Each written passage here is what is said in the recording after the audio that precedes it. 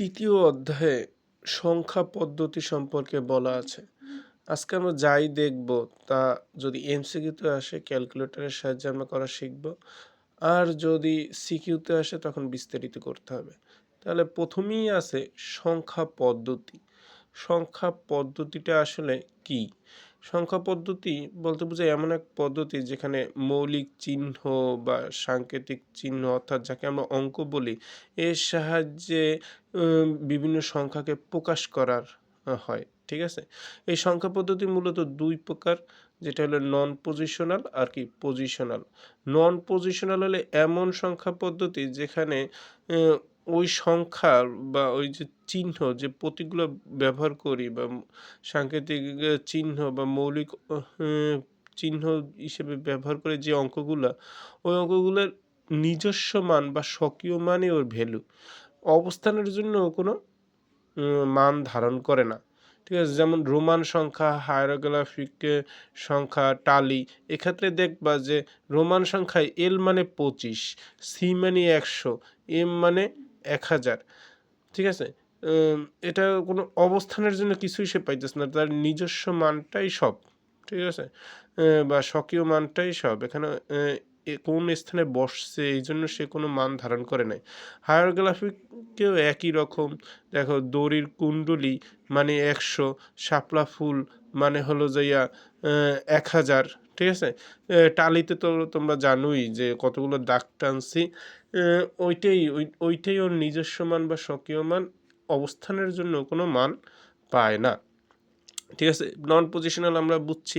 এখন দেখো পজিশনাল বা স্থানিক সংখ্যা পদ্ধতির মধ্যে আছে ডেসিমেল, বাইনারি, অক্টাল, হেক্সাডেসিমেল। এই ডেসিমেল বা দশমিক সংখ্যা পদ্ধতি তো আমরা জানি সবাই যে এইটা যদি দশমিক সংখ্যা পদ্ধতি হয় তাহলে এইটা একক, এটা হলো দশক, এটা হলো কি শতক। তাহলে এককের ঘরে যে 5 আছে ওর নিজস্ব মান কত? 5। আর অবস্থানের জন্য সে পাইছে কত? অন। আবার দশকের ঘরে যে আছে ওর নিজস্ব মান 7, ও যে অবস্থানের জন্য পাইছে কত? 10। শতকের ঘরে ওর নিজস্ব মান 5, কিন্তু অবস্থানের জন্য তার ভ্যালু হয়েছে কত? 1000। তাহলে এককের ঘরে যে আছে তার প্রকৃত ভ্যালু কত? ওই যে নিজস্ব মান ও যে অবস্থানের জন্য যে মান পাইছে তাদের গুণফল 5। দশকের ঘরে 7 আছে, তার প্রকৃত ভ্যালু কত?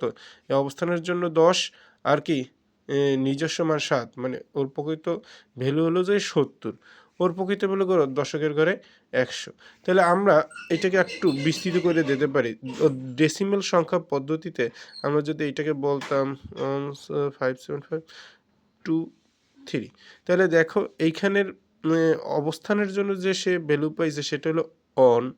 তারপর এইখানে হলো কত? 10, এইখানে হলো কত? 100, এইখানে হবে কত? অবস্থানের জন্য যে ভ্যালুটা পেয়েছে সেটা হলো কি 1/10, এইখানে হবে কত? 1/100। ঠিক আছে? মানে দশমাংশ, শতাংশ। তাহলে এইটাকে আমরা চাইলে যদি 10 ভিত্তিক সংখ্যা পদ্ধতিতে ভিত্তি কত? 10 না? তাহলে আমরা চাইলে এভাবে লিখতে পারি না, ভিত্তির প্রথমে এককের ঘরে কত? ভিত্তির উপর তার সূচকের মান হবে কত? 10-এর সূচকে যদি আমি নিই, ভিত্তি তো 10 ভিত্তিক সংখ্যা পদ্ধতিতে, তার সূচকে নিলে হয় উপরে হয় প্রথমে এককের জন্য কত? এককের ঘরে স্থানিক মান কত? 10⁻0।